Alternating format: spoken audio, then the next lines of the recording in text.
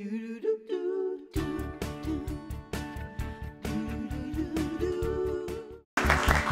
know, you want to go get the rescue dog and bring them into your home. It's a wonderful experience, but we want to make that process also just as rewarding for the pet and, of course, for the owner that has decided to expand their family. So here's Joel Silverman, you know him, a celebrity animal trainer, and from Best Friends Animal Society, Michelle Sathi. Welcome. And welcome. We have King here that you brought. Yes. So Joel can retrain him, and he's up for adoption, I understand? He is. He's a 10-year-old pug mix, but he acts like he's 2 years old. So he's very, very very friendly. He's been here all morning. Yes, he's looking for a home. He's at the Best Friends Center in Mission Hills. So, Joel, all right, it's important when we acclimate. We want to bring them and we need to get them acclimated to our house. And a rescue dog is different, right? Well, basically, a lot of variables involved. You got to look at where the dog is going to come from. It's going to come from a lot of times 2 different places. It's going to come from either an animal shelter or humane society or a private party home. And sometimes it might come from, you know, more than one humane society or more than one home.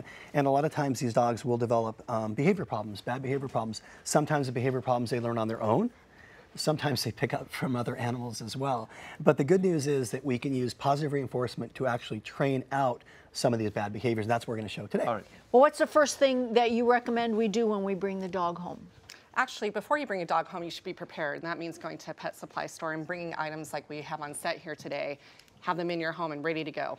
Ready to go. Which is the cage and the kennel. We have Yeah, a the crate, kennel. we have a bed, some pet food bowls, a toy. He loves his toys. You love and your a leash. toys? Yes. Yeah. And a leash, of course. And yes. a leash. And the crate's a big deal. All right, once we, now, from your perspective, Joel, they come home and we just go, all right, here's your house, go have fun. No, actually, crate training is a big deal, really, really important part of it. And that's kind of what I want to kind of show you right now, if we could. Okay. And this is a crate, and this is something I think most trainers will agree on that is really, really super important.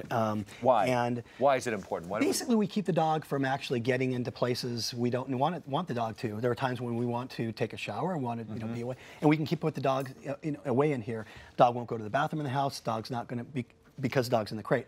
Once dog comes out of the crate, the idea is dog opens it, we open the door, the dog goes outside and goes to the bathroom and gets conditioned to actually going to the bathroom outside. And that's the idea behind the crate. A dog won't go relieve themselves in their own sleeping? In general, most dogs will not go to the bathroom where they sleep. Exactly. Okay. And so this is actually, this is a crate. And what we want to do is it's always trained through positive reinforcement.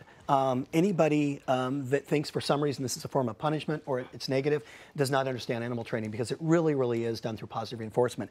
And here's what I like to do, and if the one thing that the viewers take away from this, the one thing I want them to watch is this. We're going to throw food all the way in the back. First thing you do, let him get to that food, okay? Watch what happens. He's going to turn around and he's going to come back out. Really, really super important. So many people, when that dog goes in, the dog goes in the crate, the first thing people do is they shut the door and they play gotcha.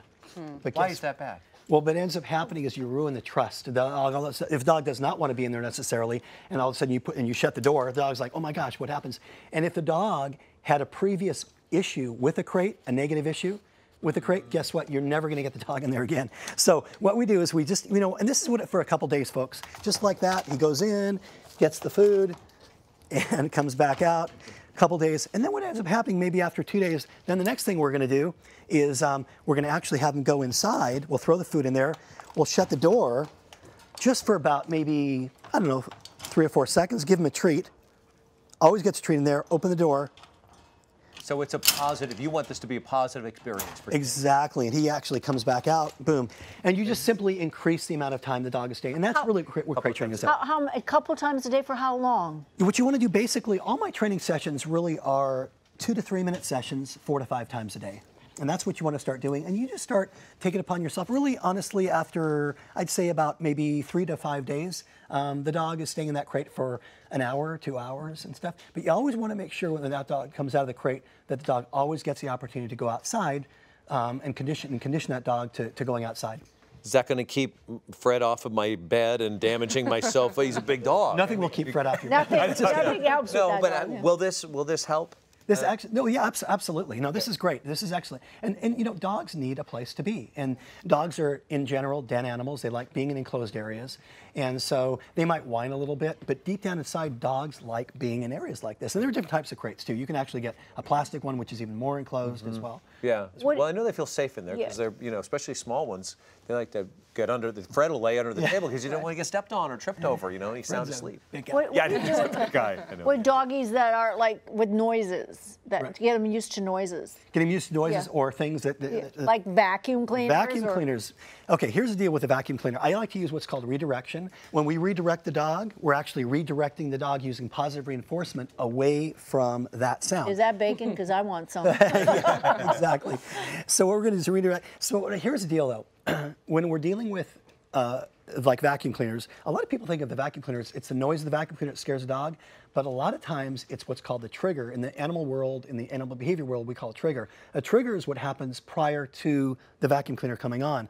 So there's this sound here that this always is going to happen. He's already like foot up in the air. So what we want to do is, guess what? We want to hit this switch one time. What is he doing right now? He thinks that vacuum cleaner is going to come on because he has heard vacuum cleaners come on before. This is a 7-year-old dog, 8-year-old, something like that. So he's been around. Okay, so what we're going to turn again.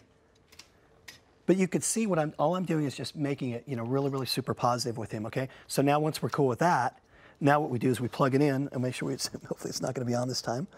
As we plug it in. Okay, cool. So now when you turn it on, really, really super important. It's quick, okay? The first thing we want to do, he's like, he's like, Joel, I know you're going to turn this thing on, okay? It's like, I know you do. Okay, we want to get him away from it, so we want to do just like really quick, boom, just like that, okay? And you can see he's not getting afraid or anything like that, but we're actually redirecting him away from there. Again, just like that.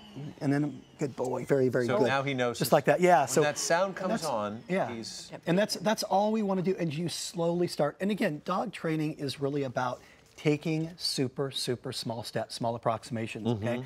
But here's the deal. When this is once this is done, you're still gonna have to move the vacuum cleaner as well. So yeah, that's when my dog Axel, who's this big, wants to eat it. Okay. He barks so loud, he wants to kill it. So what you want to do? It's so annoying. So what you want to do with it is basically take the vacuum cleaner. Don't turn the vacuum cleaner on and just move the vacuum cleaner around. Okay, and get your dog comfortable with that, and just reward your dog for that. Once your dog is okay with that, then you combine both things, the sound and the vacuum cleaner movement. And that's really, I know it's like, you realize I could suck up my dog, and he wants to still think he's... You realize I can only make this personal if I can get my dog Fred to vacuum the house for me while I'm away. Exactly. It just helps me. We'll work on that.